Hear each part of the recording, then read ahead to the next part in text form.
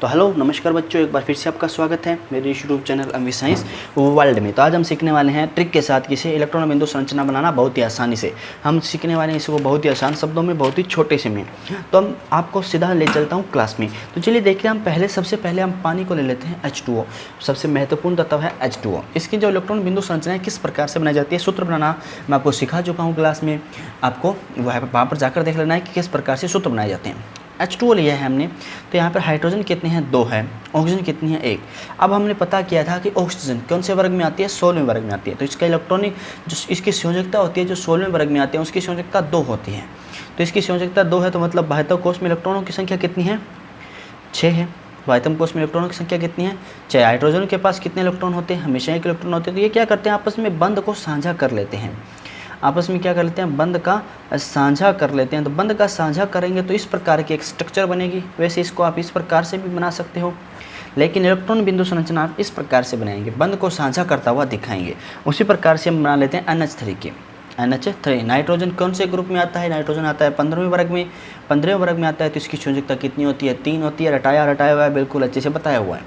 तो इसके साथ हमेशा क्या होगा, 3 ही जुड़ेंगे। यहाँ पर हमेशा क्या होगा, 3 ही जुड़ेगा। तो यहाँ पे देखिए 1 2 3 4 5 6। इसके बाह्यतम कोश में कितने इलेक्ट्रॉन उपस्थित होते हैं, 5 इलेक्ट्रॉन उपस्थित होते हैं। कितने इलेक्ट्रॉन उपस्थित होते हैं, 5 इलेक्ट्रॉन यहाँ पर उपस्थित है। तो जो हाइड्रोजन है वह क्या करता है, इस तरह से इसके साथ आता है और वह क्या करता है, हाइड्रोजन के जो इलेक्ट्रॉन होते हैं उसको भी अपने अंदर ले लेगा इस प्रकार से।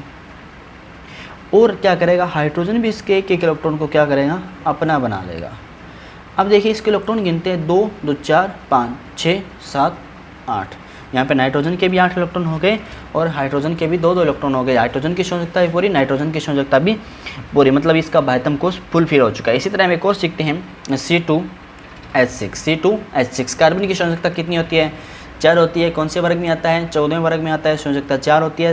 रटाया बात है, अच्छे समझा चुका हूँ। तो यहाँ पे हमने कार्बन बना लेना है। उसके इलेक्ट्रॉन कितने उपस्थित होते हैं, 1 इलेक्ट्रॉन उपस्थित होता है। वही हमारा जो हाइड्रोजन होता है उसकी संयोजकता कितनी होती है, यहाँ पे इस तरह से भी इसको बना सकते हैं, क्योंकि पूरे की संयोजकता बना रहे हैं हम। ये क्या, इसके जो इलेक्ट्रॉन उपस्थित है कितने 2 आपस में बंध बना लिए, यहाँ पे चले गए और यहाँ पे आ गए। अब हाइड्रोजन कितने हैं, 6। हाइड्रोजन कितने हैं, 6 हाइड्रोजन हमारे पास यहाँ पे है।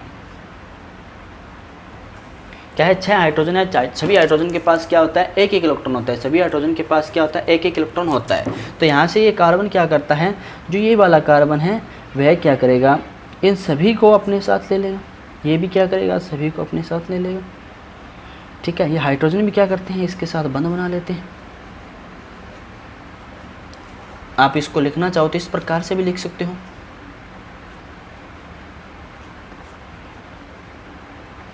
इसी प्रकार से आप बहुत से जो संयोजकता निकाल सकते हो। चलिए एक और निकाल लेते हैं, C2H10। C2H10 तो यहाँ पे देखिए क्या होता है, यहाँ पे C तो है 2 और हाइड्रोजन कितने हैं, 10। C5 होगा, C2H10 हो ही नहीं सकता, C5 है। तो यहाँ पे देखिए अब इसको क्या किया, C2 ले ली हमने। अब हाइड्रोजन हमारे पास कितने हैं, 10। हाइड्रोजन हमारे पास कितने हैं, यहाँ पे 10 है। 10 हाइड्रोजन किस प्रकार से बन सकते हैं, 3 यहाँ पे आएंगे, 3 6 हो गए। अब हमें कितने और चाहिए, 4 हाइड्रोजन और बनने हैं। तो 1 2 3 4 हाइड्रोजन यहाँ पे आ जाएंगे। अब इस कार्बन की जो संयोजकता है वह आप कैसी पूरी करेंगे, नहीं कर सकते ना। तो यहाँ से 1 हाइड्रोजन हटाइए, यहाँ से 1 हाइड्रोजन हटा दीजिए, यहाँ पे डबल बॉन्ड लगाइए और यहाँ पे भी डबल बॉन्ड लगा दीजिए। यहाँ से 1 हाइड्रोजन हटा दीजिए।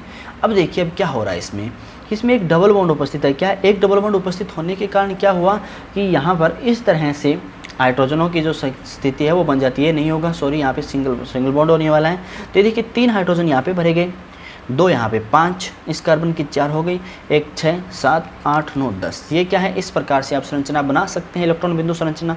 मुझे उम्मीद है कि आपको अच्छी समझ में आ गया होगा इलेक्ट्रॉन बिंदु संरचना किस प्रकार से बनाई जाती है। बिल्कुल आसान शब्दों में मैंने यहाँ पर आपको कराने की एक कोशिश की है। तो अच्छी लगी वीडियो तो दोस्तों के साथ शेयर कर दीजिएगा ऐसा, और इसी तरह की आगे वाली वीडियो और देखते रहने के लिए बने रहे हमारे साथ। चैनल को कर लीजिए सब्सक्राइब। मिलते हैं आगे वाली वीडियो में, तब तक के लिए गुड बाय, टेक केयर, जय हिंद।